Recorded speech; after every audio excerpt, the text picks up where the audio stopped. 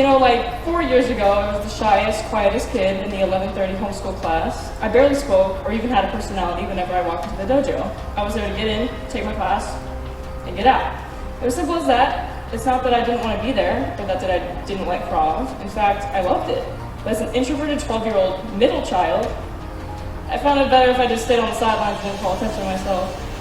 The reason being that I always felt behind at all times. I was always a step behind, and that's just how it was. I wanted to prove myself in a way that I didn't know how to, and I assumed it would stay like that for the remainder of my training. When I got my Red 3 belt, I built enough confidence, strength, and ability to speak my mind. I started talking to everyone and getting to know them in my classes, making friends, and being overall much more interested and focused on what I was doing, becoming the best version of myself, or so I thought. I practiced at home, worked out in my garage, made myself try to get every technique perfect by doing it so many times, working my absolute hardest to make myself great. I had so much fun doing martial arts, I'd forgotten why I was so shy in the first place. All these new friends, connections, inside jokes, I wasn't that shy little kid anymore, and I was about to be a black belt.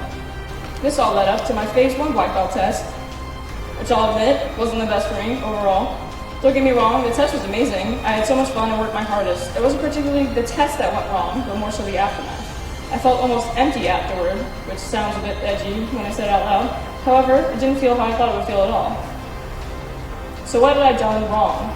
That was the question I kept asking myself after that test. And over time, I realized that the answer is nothing. I hadn't done anything wrong. What was wrong is how I viewed myself, what I thought about myself, how I beat myself up instead of beating up the kicking shield.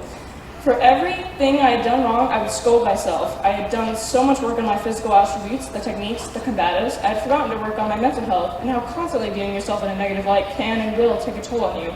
Not in just your training, but in your life every day out of the dojo as well. The very thing messing me up was something I was inflicting onto myself. And I came to terms with that, gradually, following that test. It took a long time. All the days I spent giving all my grace away to others, I forgot to give myself even a little bit of it. After that day, this 16-year-old girl, who had spent her entire black belt journey wishing she was somebody else, was now herself. She was finally going to stop dwelling on the approval of others and start working on the approval of herself. From that day forward, I would give myself the grace I would give to anyone else. I would continue to work out in my sweaty garage, continue to work on my techniques at home, preparing me for the test I'm going to take this Sunday. And that, ladies and gentlemen, is what a black belt does.